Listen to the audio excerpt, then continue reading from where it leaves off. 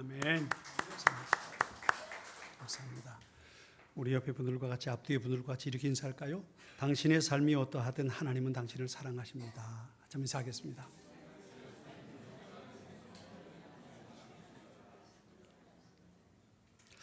그래요. 하나님은 우리를 사랑하실 때 사랑하시는데 내 삶이 어떠하든 탕자도 그렇죠? 가늠하던 현장에 붙잡혔던 여인도 또 딸을 위해서 예수님 앞에 와서 소원을 빌었던 요청을 했던 그 이방 여인도 그들의 삶이 어떠하든 하나님은 그들을 사랑하시는 것처럼 하나님은 늘 우리를 사랑하시는 줄 믿습니다. 아멘. 그렇죠?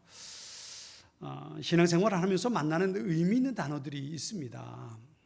신앙생활을 하면서 그래서 처음 교회 나오는 사람들에게 좀 생소한 것 같은 그런 단어들이 있죠. 예를 들면 은혜라든가 영생이라든가 거듭남이라든가 천국이라든가 구원이나 이런 멸망이나 이런 단어들, 물론 모르는 단어는 아니죠. 다 아는 단어죠. 그런데 신앙생활하면서 의미가 새롭게 우리에게 다가오는 그런 단어들이 있습니다. 그런 단어들 가운데 하나가 믿음이라는 단어가 아닐까 싶습니다. 물론 신앙생활 안 해도 믿음이라는 단어는 누구에게나 잘 알려진 단어이기도 합니다. 그러나 신앙생활하면서 이 믿음이라는 단어가 우리에게 새로운 의미를 가지고 다가오게 됩니다. 대개 우리 믿음이라고 말하면 두 가지 의미를 가지고 생각할 수 있어요. 하나는 내가 구원받는 것, 내가 천국에 가는가 지옥에 가는가, 내가 하나님의 자녀가 되는가 멸망받을 사람이 되는가, 이것에 대한 구원에 이르게 하는 그런 믿음, 예수를 믿음으로 구원받는다는 것, 이런 믿음 말이죠. 이런 믿음 하나와 또 하나는 구원받은 하나님의 자녀로 내가 어떻게 하나님께서 주신 은혜와 축복의 삶을 살아갈 수 있을까, 그것을 가능하게 만들어주는 믿음의 모습으로 두 가지로 나눠서 우리 생각해 볼 수도 있습니다.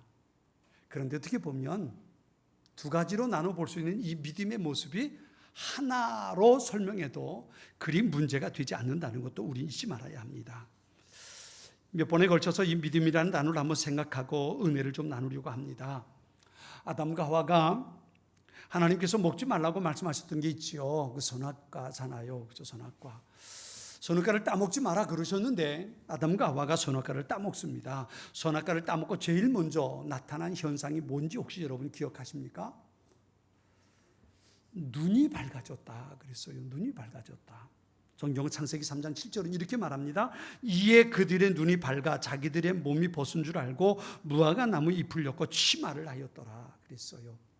선악과를 따먹고 나서 그들의 눈이 밝아졌다라고 말했어요. 이 밝아졌다는 말은 무슨 말이겠습니까? 이것은 자기 나름대로 판단할 수 있는 기준이 생겼다는 겁니다. 이게 바로 눈이 밝아졌다는 거예요. 이전엔 벌거벗고 사는 것도 별로 창피한 줄 몰랐어요. 그거 뭐 별로 의미 있게 생각 안 했단 말이에요. 그런데 선악과를 딱 먹고 나니까 부끄러움이 느껴졌어요. 나중에 하나님께서 아담에게 그러시죠. 누가 왜 이거 따먹었냐 그랬더니 아담이 뭐라고 말합니까? 하나님께서 내게 준 저 여자가 저 여자 때문에. 무슨 말이에요? 그전엔 그냥 하나님께서 내게 주신 살 중에 살이요 뼈 중에 뼈였어요. 그런데 선악과를 따먹고 나니까 저 여자가 판단할 수 있는 기준이 생겨버리고 말았단 말이에요. 이게 바로 선악과를 따먹고 사람에게 생겨난 모습이라고 말할 수 있습니다. 자기 기준이 생겼다는 거예요. 판단의 기준이 생겼다는 것. 부부싸움을 하는 이유가 뭘까요? 부부싸움을 하는 이유도요, 자기 기준이 있기 때문에 그래요. 내 기준과 저 사람의 기준이 다르기 때문에 그런 거예요. 부모가 자녀를 책망하는 것도 왜 그래요? 부모의 기준에 볼 때에 자녀가 잘못됐단 말이에요. 근데 자녀의 자기 기준으로 보면 이거 별거 아닌데, 그죠? 기준이 다른 거예요. 자기 기준을 가지고 있으니까. 그것 때문에 왜 사람이 불평하고 원망하고 짜증을 낼까요? 그것도 원리 자기 기준에 있어요. 내 기준에 맞는데 내 기준으로 생각하면 틀린단 말이에요. 내가 생각하기에 그게 아니란 말이지요. 그러다 보니까 화가 나기도 하고 짜증이 나기도 하고 원망이 나기도 하는 거예요. 이게 자기 나름의 기준을 가지고 판단하게 되었단 말이에요. 그런 의미로 볼 때에 신앙생활이라는 걸 어떻게 볼 수 있냐면 하나님의 관점, 하나님의 기준을 가지고 있게 되었다는 것, 이것이 신앙생활이라고 말할 수 있습니다. 그러니까 불신자와 신자를 구분하는 기준을 그렇게 볼 수 있는 거예요. 불신자는 여전히 자기 기준을 가지고 살아가는 사람이고 신자는 하나님의 말씀이라는 기준을 가지고 살아가는 사람, 이렇게 구분해 볼 수 있어요. 그런데 여기서 좀 더 심각한 문제는 뭐냐 하면 신앙생활 하는 사람에게도 이런 두 가지 기준이 있다는 거예요. 자기 기준을 가지고 신앙생활 하는 사람이 있고 하나님의 기준을 가지고 신앙생활 하는 사람이 있다는 거예요. 지난주에 점심을 먹는데 우리 강문사님이 저더러 목사님 살이 좀 빠진 것 같다고, 옷 매무새가 홀쭉해진 것 같다고, 감사하다고 그래야 될지, 근데 저게 좀 고민이 됐어요. 이게 진짜일까?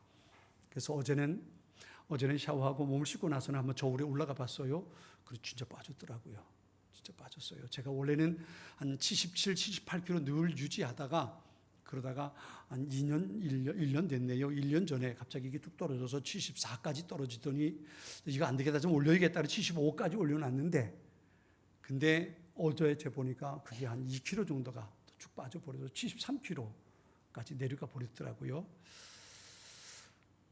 그 이유를 한번 생각해 봤어요. 왜 이렇게 몸무게가, 이게 한 2주간 사이입니다. 2주 전에만 해도 제 몸무게가 75였어요. 근데 어제 재보니까 73kg 쭉 줄었더란 말이죠. 이게 왜 그럴까 한번 생각을 해봤어요. 생각을 해봤는데 이유가 한 가지 있었어요. 그게 뭐냐면 우리 노예 안에 어려움이 생긴 한 교회가 있었어요. 그 교회가 있는데 그 교회 문제를 좀 해결하라고 노예에서 제게 그 임무를 맡겨주셨어요. 지난 주일날 우리 와서 함께 장로님 예배를 드린 그 교회인데요.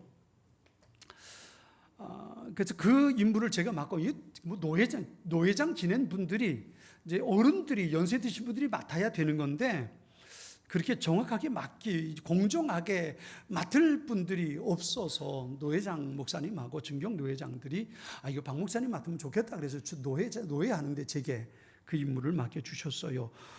이건 어른들이 해야 한다고, 선배님들이 해야 한다고 하다가 하도 안 된다고 그래서 이거 박 목사가 해야 된다고 그래서 제가 또 맡다시피 했어요. 그럼 2주간, 한 석 주 됐죠. 석 주간 동안 그 일로 인해서 그 교회를 방문하기도 하고, 문제를 제기하는 장로님들도 만나고, 안수입사님들도 만나고, 목사님도 만나고, 그러면서 2주간, 석 주간을 그렇게 지내왔어요. 그런데 그것 때문에 때로는 며칠 동안 잠을 제대로 자지 못하고요. 밤에 잠깐 자다가는 12시쯤 깨가지고는 그 생각이 머리에 막 올라가지고 잠 못 자다가 기도하다가, 그리고는 새벽 기도 그냥 나오기도 하고, 이제 그런 날들이 쭉 있다 보니까 몸무게가 그만큼 쭉 빠져버린 것 같아요. 그러다 오늘 제가 몽골을 가야 되니까 어제까지는 모든 것을 다 결정해야만 됐어요. 지난 금요일 제가 그 교회를 마지막 다녀오면서 그 일을 준비하고 그것 때문에 기도하면서 아마 제 몸무게가 그만큼 쭉 빠져버렸던 것 같아요. 여러분 좀 다이어트 하고 싶은 분들 제게 말씀하세요. 제가 걱정거리를 드릴게요. 아마 그러면 살 빠질 것 같아요. 권사님 걱정할 게 없으니까 살이 안 빠지는 거예요. 이게, 근데 제가 감사했던 건요, 2가지가 있어요. 그 교회 가서 장로님들을 만나고 안수입사님들을 만나고 목사님을 만나고 그러면서 제가 봤던 게 있어요. 그게 뭐냐면, 제가 감사했던 것 첫 번째는 그들의 마음이 같은 게 있었어요. 그게 뭐냐면 교회를 사랑하는 마음이 같았어요. 우리 교회가 건강해졌으면 좋겠습니다. 우리 교회가 평화로워졌으면 좋겠습니다. 우리 교회가 하나가 되고 하나님 앞에 영광 돌렸으면 좋겠습니다. 똑같은 마음이었어요. 근데 다른 게 있었어요. 그게 뭐냐면 관점이 달랐어요. 자기 기준을 가지고 이렇게 돼야 교회가 건강하게 되고, 이렇게 돼야 교회가 하나 되고, 이렇게 돼야 우리가 하나님 앞에 행복한 교회 생활을 할 수 있다라고 생각하는 거예요. 장로님은 장로님들대로, 집사님들은 집사님들대로, 목사님대로 그렇게 생각했던 거예요. 이게 다른 거예요. 이게 다른 거였어요. 이게 다르니까 이게 접촉점이 생기지 않으니까 그것 때문에 서로 불편나고 그것 때문에 다투기 시작했던 겁니다. 두 번째 감사했던 건 뭐냐면요, 그런 의미에서 보면 전 참 행복하구나 싶어요. 왜냐하면 제가 뭐 완벽한 목사겠습니까? 제가 뭐 얼마나 대단한 목사겠습니까? 그런데도 불구하고 제가 얘기하고 고집 피우면 그래도 장로님들 생각이 좀 달라도 예, 알겠습니다. 그리고 따라와 주니까 감사하지요. 여러분들 생각이 저보다 적겠습니까? 우리 여러분도 많이 배우고 생각을 많이 가지고 계시고 교회 생활 오래 저보다 하신 분들이잖아요. 그런데도 불구하고 제가 말씀을 드리면 좀 못마땅한 구석이 있어도 그래요. 그리고 조금 따라오려고 생각해 주시잖아요. 그게 참 감사하더라고요. 근데 이 교회는 그렇지 못했던 거예요. 목사님이 얘기를 해도 목사님 그거 아닙니다. 그딴 소리 하지 마십시오. 그리고 싸우기 시작하는 거예요. 재직회를 하면 싸우고요. 공동의회를 하면 싸우고요. 당회를 하면 싸우고요.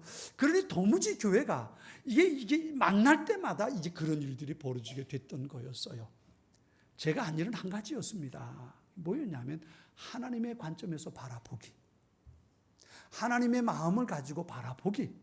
이것 한 가지만 만나는 사람들마다 얘기 다 듣고, 그리고 그건 그렇다면 하나님은 어떻게 이 문제가 해결되기를 원하실까요? 장로님 생각해 보세요.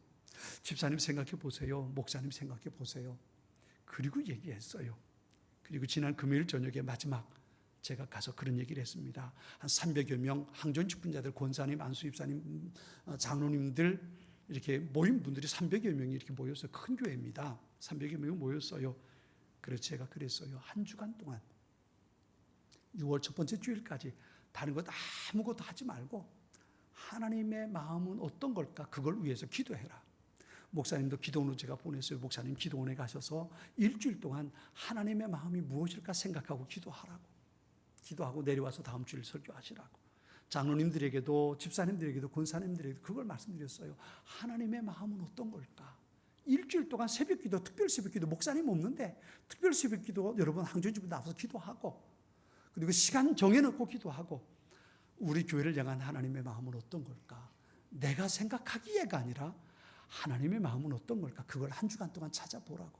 그리고 다음 주일날 목사님 예배드리고 같이 모여서 의논하고 결론을 저한테 얘기해달라고, 그리고 부탁을 하고 제가 왔습니다.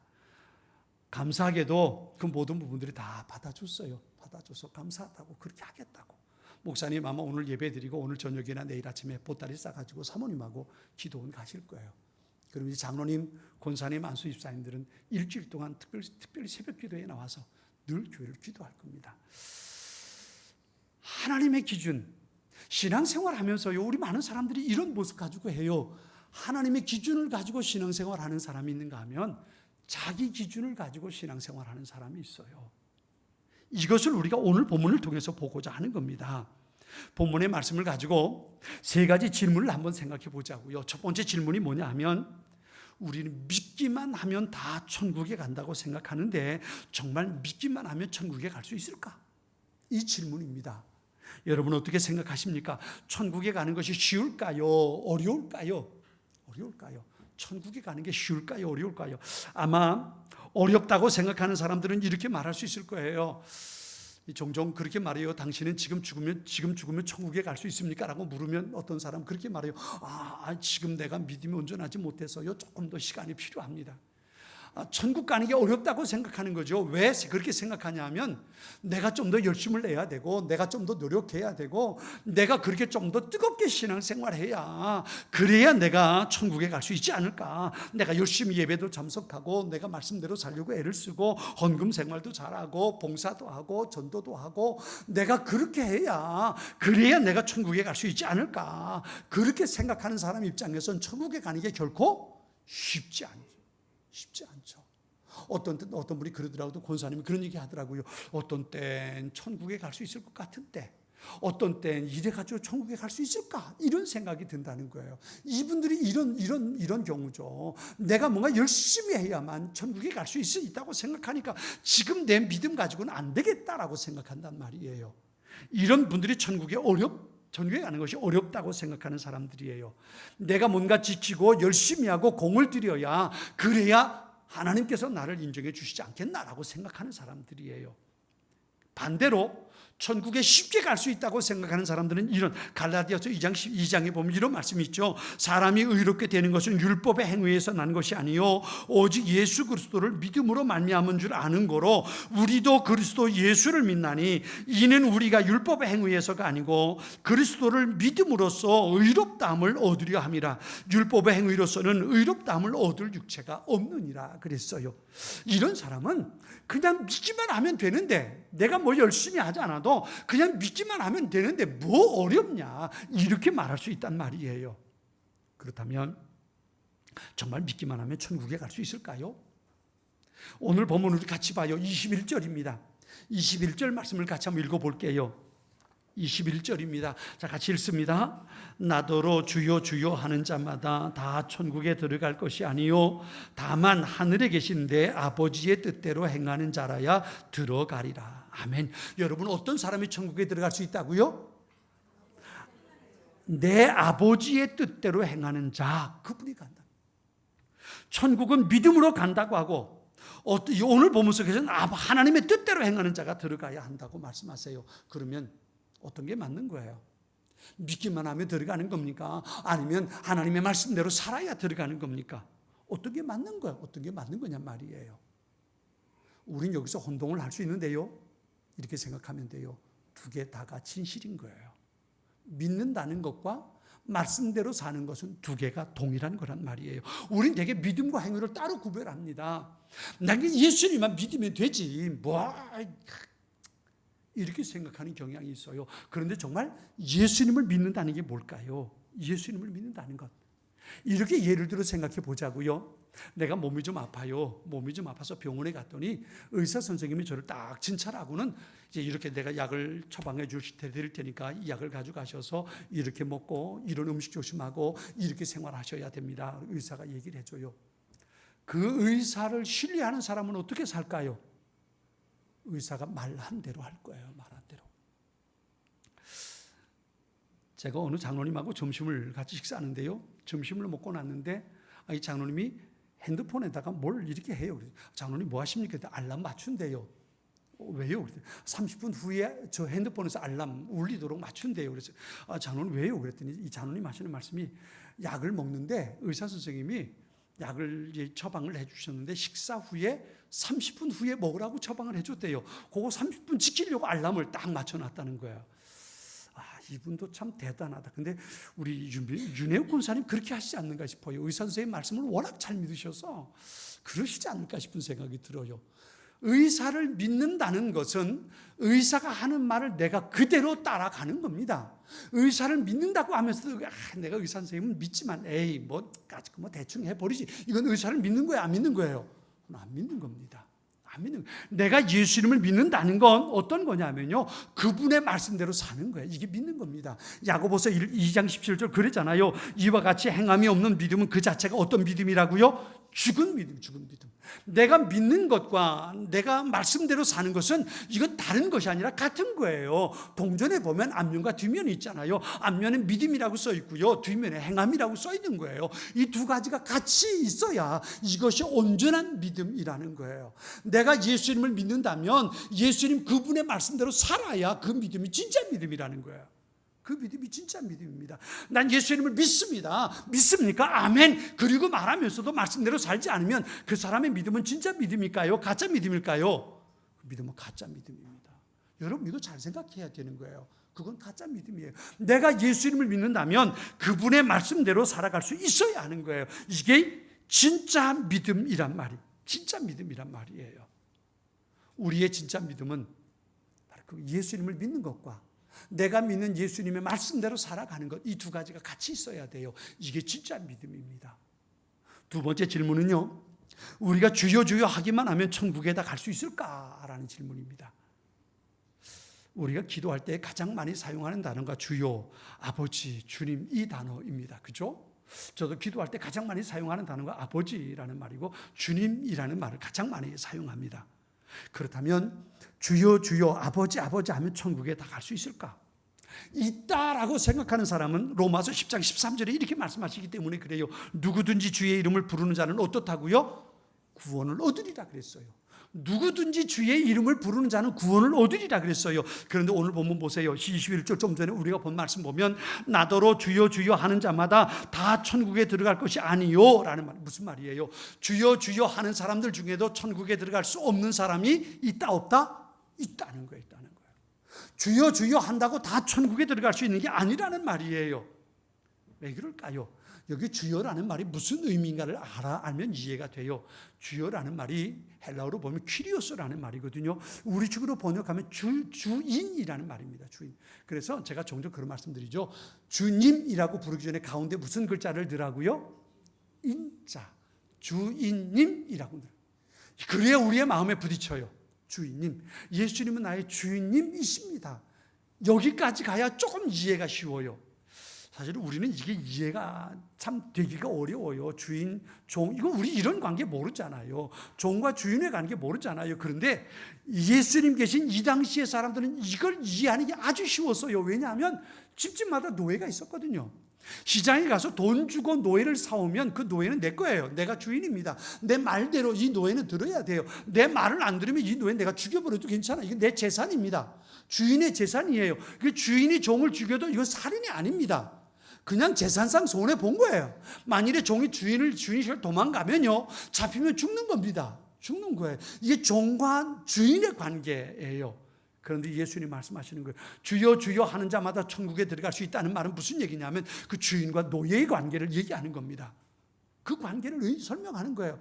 종이 주인의 말을 들어야, 그래야 된다는 거예요. 만일 내가 주인이라고, 나는 노예고 나는 종이고 당신은 나의 주님이십니다 라고 고백한다면 그 주인 대신 주님, 예수님의 말씀에 절대 순종하고 살아가는 사람, 이게 똑같은 얘기입니다. 주여 주여 한다는 건 내가 주님의 말씀대로 살아간다는 의미가 되는 거예요. 난 그분의 노예라는 겁니다. 이걸 가장 잘 고백한 사람이 누구예요? 사도 바울입니다. 바울은 그래서 편지를 쓸 때마다 예수 그리스도의 뭐된 바울이에요? 종된 나 바울은 그래요. 나는 예수 그리스도의 종이라는 거예요. 그분의 노예라는 겁니다. 그분이 시키는 대로 나는 산다는 거예요. 이게 종과 주인의 관계예요. 내가 예수님을 향해서 주님, 주여라고 말했다면 나는 당신의 노예, 종입니다. 이런 고백이에요. 그러니까 그 고백을 가지고 예수 이름을 향해서 주여라고 부르는 사람은 천국에 들어갈 수 있다는 거예요. 그런데 그게 아니고 입 빠는 소리로 주여 하는 사람이 있다면 그 사람 천국에 들어갈 수 없다는 거예요. 여러분, 믿지 않는 사람은 이사 갈 때 어떤 날 이사 가나요? 손 없는 날 이사 갑니다. 그래서 손 없는 날은 이사 비용이 배는 뜁니다. 비싸요. 그런데 그것과 상관없는 날은 이삿짐 비용이 쌉니다. 예수 믿는 사람들은 거기서 횡재를 해요. 근데 횡재하는 것으로 끝나지 말고 그 남은 비용은 헌금하세요. 이거 헌금하세요. 헌금해야 돼요. 예수 믿음으로 주어지는 혜택인데 헌금하세요. 그런데요, 결혼하는 것도 어때요? 아무 날 못해요. 어떤 날 합니까? 날 잡으러 갑니다. 날 잡으러 가서 얘는 이런데 우리 아이는 이런데 언제 결혼하면 좋을까요? 날 잡으러 갑니다. 뿐만 아니죠. 결혼할 때 아무나 하고 결혼할 수 있습니까? 제가 아는 어떤 친구도요, 어떤 청년도요, 정말 좋아하는 연애하고 막 좋아해서 그러다가 결혼하지 못했어요. 왜냐하면 어른들이 반대했어요. 왜 그랬냐면 가서 사주궁합을 봤는데 이게 안 좋대요. 둘이 같이 살면 분명히 가정에 어려운 일이 생긴대요. 부모님들이 절대 반대해가지고 결혼 못했어요. 함부로 이사도 못 가고 함부로 결혼도 못해요. 왜 그래요? 누구에게 붙잡혀 사는 겁니까? 마귀에게 붙잡혀 사는 거예요. 자기가 주인 아니에요. 이 마귀가 주인이에요. 그러다 보니까 함부로 자기가 나를 결정하지 못하는 거예요. 근데 여러분 잘 들으세요. 권사님도 알람이에요? 약 드실 시간인가요? 여러분, 예수 믿는 사람도요, 함부로 이사하지 못해요. 잘 들으세요. 예수 믿는 사람도요, 함부로 결혼하면 안 돼요. 예수 믿는 사람도요, 함부로 이사 가면 안 돼요. 예수 믿는 사람도요, 함부로 아무거나 먹으면 안 돼요. 왜냐하면 내게도 주인이 계시기 때문에 그래요. 아멘? 우리에게도 주인이 계셔요. 그분이 누구예요? 그분이 예수님이에요. 그분이 하나님이에요. 그분이 좋아하실 때에 내가 이사 가야 되고, 이사 가는 것도 그분이 좋아하는 방법으로 이사해야 되고, 내가 사람을 만나는 것도 그분이 좋아할 방법을 가지고 사람을 만나야 되고요. 그렇죠? 내가 어디를 가서 무슨 일을 하든 그분이 기뻐하시는 일을 내가 해야 되고, 그분이 기뻐하시는 곳에 내가 가야 되고, 이게 우리예요. 왜 그래요? 내 주인이 내가 아니고 누구기 때문에? 예수님 그분이기 때문에. 여러분 이렇게 사십니까? 생각해 보세요. 이렇게 사냔 말이에요. 내가 어디 가고 싶어도 내가 가고 싶어서 가는 것이 아니라 하나님께서 기뻐하시는 곳에 내가 가고요. 내가 무슨 일을 하는데 내가 하고 싶어서 하는 것이 아니라 주님께서 기뻐하시는 그 일을 내가 하고요. 내가 사람을 만나는데 내가 만나고 싶어서 만나는 것이 아니라 주님께서 기뻐할 사람을 내가 만나고요. 이렇게 하고 있는가 말이에요. 이게 예수 믿는 거예요. 잘 생각하세요. 이게 예수 믿는 거예요. 왜? 예수님이 나의 주인이시기 때문에. 내가 그냥 예수님을 주여 주여 부르지만 내가 가고 싶은 데 가고 내가 먹고 싶은 거 먹고 내가 하고 싶은 일 하고 내가 이사 가고 싶은 데 이사 가고 그렇게 마음대로 하는 것은 예수님을 주님이라고 부르지만 내 마음속에 누가 주인이에요? 내가 주인이에요. 내가 주인이에요. 내가 주인이에요. 이 믿음은 진짜 믿음이에요? 가짜 믿음이에요? 가짜 믿음인 거예요. 주여 주여 하는 자마다 천국에 갈 수 있습니다. 천국에 갈 수 있습니다. 그런데 주여 주여 한다고 다 천국에 가는 게 아닙니다. 무슨 말이에요? 주님이라고 주여라고 부를 때에 그 속에 정말 당신이 나의 주인입니다. 나는 당신의 종입니다. 당신의 말씀대로 당신의 명령대로 제가 살아가겠습니다. 이런 마음을 가지고 주여 주여 부르는 사람은 천국 갑니다. 그런데 주여 주여 부르면서도 부르지만 그럼에도 불구하고 내 마음대로 내가 하고 싶은 대로 살아간다면 그 사람은 천국에 못 가는 겁니다. 그의 믿음은 진짜가 아니기 때문에 그렇습니다. 예수 믿는 사람과 예수 믿지 않는 사람의 차이가 여기 있습니다. 그들은 자기가 주인일 수 있고 마귀가 주인일 수 있습니다. 마귀가 원하는 날 이사 안 갑니다. 그리고 아무 문제 없는 날 이사 가려고 합니다. 자기가 가고 싶은 날 잡아서 자기가 가고 싶은 곳으로 이사 갈 수 있습니다. 그것이 세상 사람들의 모습입니다. 그러나 우리는 그게 아니란 말입니다. 주님께서 기뻐하시는 것, 나의 주인 되신 하나님께서 원하시는 것, 그분이 내게 명령하신 것, 그분이 기뻐하실 일들, 그 일을 찾고 그것을 하는 것, 그게 바로 예수 이름을 향해서 주여 주여 하는 사람들의 바른 모습이라는 겁니다. 주여 하지만 여전히 내가 주인의 삶을 살고 있다면 그 믿음은 가짜입니다. 그 사람은 아무리 주여 주여 부른다 할지라도 천국에 가지 못한다는 겁니다. 이제 세 번째 질문을 생각해 보자고요. 세 번째 질문은 주님의 이름으로 이적과 권능을 행하면 천국에 갈 수 있을까? 우리식으로 말하면 이런 겁니다.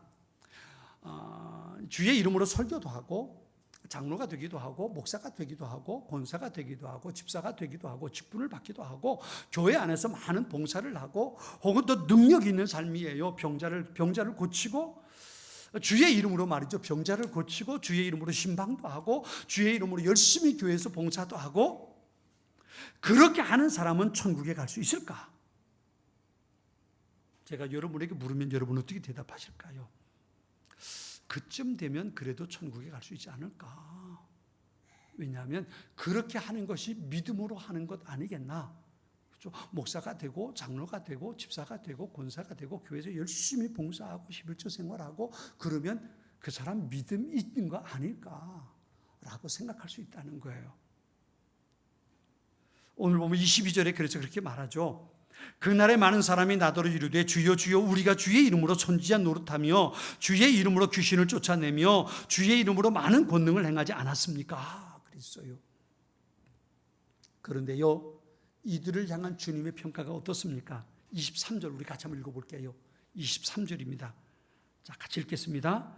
그때에 내가 그들에게 밝히 말하되 내가 너희를 도무지 알지 못하니 불법을 행하는 자들아 내게서 떠나가라 하리라.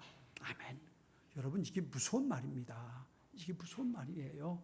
여러분 이 말은 저기 남대문 시장에 있는 사람들에게 하는 말이 아니에요. 저기 국회의사당 저 둥근 지붕 안에 있는 사람들에게 하는 말 아니고요. 저기 푸른 기와집 안에 있는 그분에게 하는 얘기가 아닙니다. 이건 누구에게 하는 말이냐 하면 교회 안에 있는 우리에게 하는 말씀이에요. 불법을 행하는 자들아 내가 너를 도무지 모르겠다. 떠나가라. 분명 주님의 이름으로 권능을 행했어요. 주님의 이름으로 병자를 고치고 귀신을 쫓아내고 권능을 행했단 말이에요. 주님의 이름으로 목사가 되어서 설교도 했고 주님의 이름으로 장로가 되어서 교회 봉사하기도 했고 주님의 이름으로 성가대 하나님을 찬양하는 찬양대가 되기도 하고 열심히 교회 봉사하고 열심히 헌신하고 그렇게 살아왔단 말이에요. 그런데 예수님께서 그들을 향해서 내가 너희를 도무지 알지 못하니 불법을 행하는 자들아 내게서 떠나가라 라고 말씀하셨다는 거예요. 능력의 종, 권능의 종, 그죠? 교회 안에서 열심히 봉사하는 그들을 향해서 예수님은 불법을 행한 자들이라고 말씀하셨어요. 왜 그럴까요? 힌트가 22절에 있습니다. 22절에 이렇게 말씀하셔요. 그날에 많은 사람이 나더러 이르되 주여 주여 우리가 주의 이름으로 선지자 노릇하며 주의 이름으로 귀신을 쫓아내며 주의 이름으로 많은 권능을 행하지 아니하였나이까 그랬어요. 여기 어떤 말이 나오냐면 노릇하며라는 말이 나와요. 노릇했다. 이게 무슨 말일까요? 무슨 말일까요? 여기 그날에라는 말은 주님 앞에 서는 날입니다. 우리가 이 세상에서 모든 삶이 끝나고 내가 주님 앞에 섰을 때 그러는 거예요. 내가 선지자 노릇하고, 내가 목사 노릇하고, 내가 장로 노릇하고, 내가 교회에서 성가대 찬양대 노릇하고, 내가 그리고 살다 왔지 않습니까? 주님 아시잖아요. 그리고 얘기했다는 거예요. 그런데 이 노릇했다는 말이 무슨 의미일까요? 그건 한마디로 말하면요, 척했다는 거예요. 목사인 척했고요, 장로인 척했고요, 권사인 척했고요, 찬양대원인 척했고요, 봉사한 척했고요, 찬양하는 척했고요, 11조 하는 척했고요. 척했다는 거예요. 여러분, 내 믿음이 진짜 믿음이라면 우린 노릇하지 말아야 돼요. 척하지 말아야 한다는 거예요. 선교지에 종종 가보면 참 엉뚱한 일들이 있어요. 남아공에 갔는데요. 남아공에 갔는데요. 선교사님 한 분이 그런 얘기를 해요. 목사님, 이런 일도 있습니다. 그래요. 무슨 일인데요? 이제 한국에서 한 교회가 이제 이 선교사님을 파송했어요. 매월 이제 선교비를 후원해주고 선교 사역을 도와주고 그 선교 사역을 잘 했어요. 그러다가 거기서 이제 교회를 개척하고 선교센터를 짓기 위해서 교회에서 헌금을 해가지고 6천만 원인가를 보내줘서 선교센터를 예쁘게 줬어요. 그래서 교회에서 선교센터를 다 짓고 봉헌 예배 드릴 때 교회에서 목사님과 장로님들 그리고 교회 성도들이 와가지고 거기까지 와가지고 함께 봉헌 예배를 같이 드렸어요. 선교센터를 예쁘게 짓고 봉헌 예배를 다 드렸어요. 그리고 돌아갔는데요. 돌아가서 교회에서 날벼락 같은 소식이 왔어요. 더 이상 선교사님의 사역을 도울 수 없습니다. 그만 후원을 끊겠습니다. 그리고 온 거예요. 선교사님이 깜짝 놀랐죠. 선교사역 후원이 끊어지면 선교사역하는 게 모두 중단돼 버리고 생활하는 것 자체가 안 되니까요. 깜짝 놀라가지고 목사님께 전화를 드렸대요. 선교부장 되는 장로님이 전화를 하셨는데, 선교위원장 되는 장로님이 전화를 하셨는데 깜짝 놀라가지고 목사님한테 전화했대요. 그때 목사님이 이런 얘기를 하더래요. 갔다 왔는데, 갔다 와서 당회를 했는데 선교위원장 되는 장로님이 그런 얘기를 하더라는 거예요. 가서 선교센터를 지었는데 어디에도 자기 교회가 후원해서 선교센터를 지었다는 흔적이 없더라는 거예요. 대개 우린 예배당을 지으면 어떻게 해요? 예배당이 맨 위 앞에 머릿돌이라는 게 있잖아요. 그래서 대개 이제 그 머릿돌에다가 헌신했던 사람들 뭐 그런 것들 대개 적어놓기도 하잖아요. 이분들은 그걸 생각했던 거예요. 거기 한국의 어떤 교회가 헌신해서 예배당을 지었다, 그런 거라도 조금 있기를 원했던 거예요. 근데 그게 없었던 거예요. 그것 때문에 돌아와가지고 당회하면서 후원하지 말자. 우리 교회가 후원했다는 어떤 흔적도 없는데 뭐 거기 무슨 빛을 보자고 하겠냐, 하지 말자. 이래가지고 후원을 끊어버렸다는 이런 일이 있습니다. 목사님 그럼 저한테 얘기하더라고요. 여러분, 그분들은 왜 후원한 거예요? 자기 이름 폼 잡으려고, 자기 교회 이름 내려고, 그죠? 척한 거예요. 선교한 게 아니고 선교 노릇한 거예요. 척한 거예요. 하나님께 드려서 선교 사역이 진행되면 됐지 왜 거기 우리 교회 이름이 들어가야 돼요? 그죠? 이거 노릇하는 겁니다. 이게 척하는 겁니다. 여러분, 이거 조심해야 돼요. 조심해야 됩니다. 내가 헌금 이렇게 했으니까 그러니까 이렇게 돼야, 여러분, 이게 노릇하는 거예요. 이게 척하는 거예요. 처음에 마음은 그렇지 않은데 내가 열심히 뜨겁게 헌신하고 내가 하나님을 기쁘시게 해드려야지 그리고 시작했는데 그것이 노릇으로 끝나면 안 된단 말이에요. 안 되는 거예요. 제가 이번에 있는 어려움 당한 교회 안에도 그런 모습들이 보이더라고요. 내가 얼마나 헌신했는데, 내가 그동안 얼마나 교회 충성하고 헌금을 많이 했는데 나를 이렇게 말씀하시는 분들이 있더라고요. 얼마나 마음이 아프든지 말이죠. 이러기 시작하면 방법이 없는 겁니다. 여러분, 하나님의 영광이 아니라 자기의 영광을 위해서 한 것이라면 그것은 가짜 믿음입니다. 진짜 믿음은 하나님의 영광을 위해서 하는 거예요. 목사 노릇하는 게 아니고 목사로 사는 거예요. 장로 노릇하는 게 아니라 장로로 헌신하는 거예요. 집사 노릇하는 것이 아니라 집사로 충성하는 거예요. 누구를 위해서요? 주님의 영광을 위해서. 그렇죠? 나는 낮아지고 나는 죽어질 수 있어요. 내가 하는 모든 일이 다 묻혀질 수 있어요. 사람들 눈에 안 띌 수 있어요. 그러나 하나님은 아시잖아요.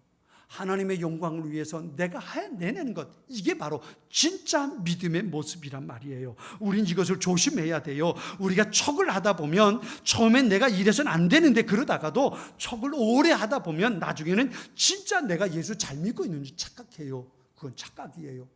노릇하는 건 가짜 믿음이에요. 하나님의 영광을 위해서 헌신하는 것, 그것이 진짜 믿음이란 말이에요. 자, 여기서 우리가 생각하자고요. 세 가지 질문을 가지고 봤어요. 하나는 우리가 믿기만 하면 다 천국에 들어간다고 했는데 이게 정말 믿기만 하면 다 천국 갈 수 있을까? 답은 뭐예요? 들어갈 수 있지만 그 믿음은 무엇을 동반한 믿음이다? 행함을 동반한 믿음이다. 하나님의 말씀대로 사는 믿음이 진짜 믿음이다. 그 믿음을 가지고 있는 사람이 천국에 들어갈 수 있다 그랬어요. 두 번째는 주여 주여 하는 사람이 천국에 들어갈 수 있는가? 들어갈 수 있다 그랬어요. 그런데 그 주여라는 말이 예수님 당신은 나의 주인이시고 나는 당신의 종입니다. 내가 당신 말씀대로 살겠습니다. 이런 믿음을 가지고 주여 주여 하는 사람이 천국에 들어갈 수 있는 거예요. 세 번째요. 주님의 이름으로 많은 권능과 이적을 행하면 천국에 갈 수 있을까? 그게 아니고요. 하나님의 영광을 위해서 그렇게 살아갈 때 그 사람이 천국에 들어갈 수 있다는 거예요. 그런데요. 여기서 우리가 오해하지 말아야 돼요. 그렇다면 내가 더 열심을 내야 되겠구나. 이게 아니에요. 이게 아니에요. 내가 열심을 내봐. 이게 아니란 말이에요. 이게 아니고 우리가 여기서 이 말씀을 통해서 우리가 가져야 할 생각이 뭐냐 하면요. 내가 가지고 있는 믿음이 진짜 믿음일까 아닐까예요. 진짜 믿음을 가지고 있는 사람은 말씀대로 살아갈 수 있어요. 그런데 가짜 믿음을 가지고 있는 사람은 말씀대로 살아갈 수 없단 말이에요. 우리 약 가운데 개보린이라는 약이 있어요. 개보린 무슨 약인지 아시죠? 무슨 약입니까? 개보린 두통약입니다. 그래서 머리가 아플 때 먹는 약, 머리 딱 먹으면 머리가 개운해지잖아요. 개보린 하나를 먹으면 머리가 아프던 것이 개운해집니다. 그래서 개보린인 것 같아요. 개보린 같아요. 약을 먹으면 두통은 사라지게 되어 있습니다. 왜냐하면 개보리는 약 속에 두통을 완화시키는 효능이 그 안에 있기 때문에 그렇습니다. 잘 들으세요. 내가 진짜 믿음을 가지고 있다면 말씀대로 살아갈 수 있는 능력이 내 안에 생겨나는 거예요. 우리는 앞에 있는 말씀을 한번 생각해 보자고요. 앞에 있는 말씀입니다. 16절부터 있는 말씀인데 어떤 말씀이냐 하면 열매로 그들을 안다 그랬어요. 열매로 그들을 안다. 그러면서 뒤에 17절 이렇게 말씀하십니다. 자, 17절 말씀입니다. 같이 한번 읽습니다. 17절 시작. 이와 같이 좋은 나무마다 아름다운 열매를 맺고 못된 나무가 나쁜, 계속 18절 가서요. 좋은 나무가 나쁜 열매를 맺을 수 없고 못된 나무가 아름다운 열매를 맺을 수 없느니라. 아멘. 무슨 얘기냐면요. 여러분 포도나무에서 어떤 열매가 맺힐까요? 포도가 열립니다. 사과나무에서 어떤 열매가 맺힐까요? 사과가 맺힙니다. 복숭아 나무에서 무슨 열매가 맺힐까요? 복숭아가 맺힙니다. 왜 제가 이 얘기를 하냐면요. 참 믿음을 가지고 있는 사람의 삶 속엔 열매가 맺힌다는 거예요. 어떤 열매예요? 진짜 믿음의 열매. 진짜 믿음의 열매. 이게 뭐예요? 말씀대로 살아가는 거. 하나님께서 뭘 좋아하실까? 하나님께서 뭘 기뻐하실까? 이게 진짜 믿음을 가지고 있는 사람은 이걸 찾는다는 거예요. 이게 쉽게 된다는 거예요. 우리 청년들 가만히 보면 이걸 물어볼 수 있는 청년들이 없네. 사랑에 빠진 청년이 있어야 되는데 요 청년들은 사랑에 빠진 청년들이 없네. 아, 성일이가 사랑에 빠져있나 요새 점검을 못 해봤는데 여러분 사랑에 빠져 있으면 그 사람의 생각이 누구에게 가 있을까요? 사랑하는 사람에게 가 있습니다. 그렇죠? 성일아 맞니? 그지, 내 저럴 줄 알았어요. 모른대, 내 저럴 줄 알았어요. 사랑하는 사람은요, 누군가를 사랑하게 되면 그 마음이 그 사람한테 가 있어요. 사랑하는 남녀가 있다면요, 약속에서 만나기로 데이트하기로 약속한 날은요, 이 사랑하는 자매가 사랑하는 남자를 생각하고 데이트하러 나갈 때는 어떻게 화장할까요? 내가 어떤 색깔 입술을 바르고 로즈를 바르면 그 사람이 좋아할까? 옷을 수십 개를 꺼내놓고 어떤 옷을 입으면 그 사람이 나를 예쁘다고 말할까? 맞습니까? 틀립니까? 그런 경험이 전혀 강 권사님 없으십니까? 다 잊어버리셨나요? 한나 자매에게 물어보면 한나 자매도 대답이 곤란하죠? 이게 그렇잖아요. 사랑하는 사람 만나러 갈 때 내가 어떤 색 루즈를 바르면 그 사람이 예쁘다고 말하고 내가 어떤 색 옷을 입으면 어떤 옷을 입으면 그 사람이 나를 예쁘다고 말할까? 남자는 어때요? 내가 어떤 넥타이를 매면 그 넥타이를 보고 멋있다고 그 사람이 말해줄까? 내가 좋아하는 걸 매는 게 아니에요. 내가 좋아하는 옷을 입는 거 아닙니다. 어떤 옷을 입어요? 그 사람이 좋아하는 옷, 그 사람이 멋지다고 말할 수 있는 옷, 그 옷을 입는 거예요. 그렇죠? 사랑하니까 그 사람에게 내 마음이 가 있단 말이에요. 여러분, 내 안에 진짜 믿음이 있다면, 그래서 예수님을 향해서 주님 당신이 나의 주인이십니다 라고 고백한다면 우리의 마음이 누구에게 있을까요? 예수님 그분에게 있는 거예요. 하나님은 내가 어떻게 하길 원하실까? 하나님은 내가 어떻게 하는 걸 기뻐하실까? 하나님을 감동드리려면 어떻게 하면 좋을까? 마음이 거기에 있는 거예요. 예수님이 나의 주님이시라면 말이에요. 진짜 믿음을 내가 가지고 예수님 당신은 나의 주님이십니다. 하나님 당신은 나의 아버지입니다. 라고 진짜 고백하는 사람이라면, 그 믿음을 가지고 있는 사람이라면 내가 무슨 일을 결정하고 무슨 일을 할 때에 예수님 그분에게 마음이 있는 거예요. 그분이 기뻐하는 게 뭘까? 이 일을 내가 어떻게 하나님께 감동을 이 일을 통해서 드릴 수 있을까? 이게 우리가 갖게 되는 모습이란 말이에요. 이게 열매입니다. 내가 진짜 믿음을 가지고 있다면 내 삶에 맺히는 열매는 그런 열매라는 거예요. 그런 열매. 그런데 가짜 믿음을 가지고 있다면 그런 열매가 안 맺히는 거예요. 에이, 내가 좋아하는 거 하고 말지. 왜 저 모양은 저 따위로 하는 거야? 내가 기준이거든요. 내가 주인이거든요. 예수님을 주님이라고 부르지만 내가 주인이거든요. 그러니까 예수님과 상관없어요. 하나님께서 뭘 원하시는지 상관없어요. 내 기준을 가지고 사람을 판단하고 내 기준을 가지고 모든 것을 이끌어가는 거예요. 이게 가짜 믿음인 거예요. 내가 좋은 나무라면 내게서 좋은 열매가 맺힐 거예요. 내가 포도나무라면 포도 열매를 맺힐 거예요. 내가 복숭아 나무라면, 제가 복숭아를 좋아하거든요. 내가 복숭아 나무라면 복숭아 열매를 맺힐 거예요. 그죠? 이게 당연한 거잖아요. 내가 진짜 믿음을 가지고 있다면 진짜 믿음의 열매, 하나님께서 기뻐하시는 것, 하나님의 말씀대로 사는 것, 이 열매가 맺힐 거란 말이에요. 그런데 내가 진짜 믿음이 아니고 가짜 믿음을 가지고 있다면 하나님께서 기뻐하시는 것이 아니라 내가 좋아하는 열매를 맺히는 거예요. 그래서 오늘 본문은 말합니다. 열매로 그 사람을 판단할 수 있다. 열매로 그 사람을 판단할 수 있다. 이게 두려운 겁니다. 내 삶의 모습을 보시고 하나님께서 어떻게 판단하실까? 나는 모르지만 주님은 아실 거 아니에요. 저 사람의 믿음이 진짜 믿음인지 아닌지.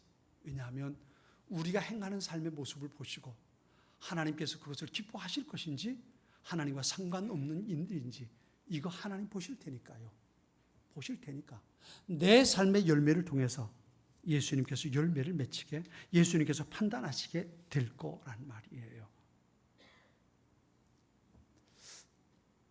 그래서 여기서 우리가 알아야 할 게 있어요. 그게 뭐냐면 내가 하나님의 뜻대로 행하지 못하는 것은 환경의 문제가 아니고 근본적으로 믿음의 문제라는 거예요. 믿음의 문제. 내가 진짜 믿음을 가지고 있다면 하나님 말씀대로 살아갈 거예요. 내가 진짜 믿음을 가지고 있다면 하나님께서 기뻐하시는 일을 위해서 내게 있는 것들을 사용할 거예요. 내가 진짜 믿음을 가지고 있다면 하나님께서 기뻐하시는 일을 감당해낼 수 있을 거예요. 이것이 우리가 고민하고 우리가 가져야 할 소중한 믿음의 모습이란 말이에요. 말씀을 맺겠습니다. 여러분, 나의 믿음이 참 믿음, 구원받는 믿음인 것을 어떻게 알 수 있나요? 하나님의 말씀을 듣고 그 말씀대로 순종할 때 내 믿음이 진짜 믿음이 되는 겁니다. 왜요? 내가 그렇게 살아갈 수 있도록 하나님께서 우리에게 그것을 부어주시기 때문에 그렇습니다. 어떤 사람에게 돈이 소중하고 어떤 사람에게 돈이 가치가 없을까요? 아니에요. 다 돈에 대한 가치는 똑같아요. 그런데 하나님의 영광을 위해서 기꺼이 사용할 수 있는 사람과 그렇지 못한 사람의 사이는 뭘까요? 그건 바로 하나님을 향한 진짜 믿음을 가지고 있는가, 그렇지 못한가에 있단 말이에요. 예수님 그분이 나의 주님이신가, 아니면 내가 내 인생의 주인인가, 여기에서 그것이 달라질 수 있단 말이에요. 사탄은 끊임없이 우리를 방해할 겁니다. 신앙생활 하지 말라는 게 아니에요. 교회 나가지 말라는 게 아닙니다. 적당하게 타협해 보라는 겁니다. 내 기준을 가지고 하라는 겁니다. 손해 보지 말고 하라는 겁니다. 지금 이게 급하니까 나중에 하라고 사탄은 말할 겁니다. 내가 분명하게 아니야, 하나님께서 이것을 기뻐하실 거니까 내가 해야 돼 라고 선택한다면 우리 안에 진짜 믿음의 모습이 드러나게 될 것입니다. 노릇하는 것은 참 믿음이 아닙니다. 하나님을 향한 봉사와 헌신, 섬김은 귀하고 아름다운 것입니다. 그런데 그것이 하나님의 영광, 거기에 초점이 맞춰져 있을 수 있어야 합니다. 우리의 변화는 외부적인 조건에 있지 않습니다. 새벽 기도를 해도 40급을 금식 기도를 해도 부흥회를 해도 달라지지 않습니다. 달라질 수 있는 가장 소중한 것이 있다면 내 안에 진짜 믿음을 가지고 있는가입니다. 내 안에 진짜 믿음이 있다면, 그래서 오죽하면 예수님 그러셨겠어요. 산도로 들려서 바다에 던지라 할 수 있는 믿음이 얼마만한 믿음이라 그랬어요. 겨자씨만한 믿음, 겨자씨만한 믿음. 정말 예수님을 주님으로 그렇게 믿는 믿음, 작은 믿음만 있다면 얼마나 놀라운 일들을 행할 거라고 말씀하셨는지 몰라요. 이게 우리가 사는 길입니다. 이것이 우리가 새롭게 되는 길입니다. 하나님과 친밀하게, 그래서 살아계신 하나님의 역사를 드러내며 살 수 있는 길이 내가 진짜 믿음을 가지고 살아가는 길입니다. 사랑하는 성도 여러분, 내가 그 믿음 갖게 해달라고, 주님 내게 그 믿음 부어달라고, 내가 생각하는 믿음이 아니라 진짜 믿음, 예수님을 나의 주님, 난 당신의 종입니다, 나를 사용해 주십시오. 그리고 주님 앞에 고백하고 헌신할 수 있는 진짜 믿음, 이 믿음을 갖게 해달라고 우리는 기도할 수 있어야 합니다. 우리 같이 주신 말씀 붙잡고 잠시 같이 기도하겠습니다. 기도하겠는데요, 먼저는 정말 내가 진짜 믿음 갖게 해달라고 기도하세요. 이거 내가 만들어 갈 것이 아니라 주님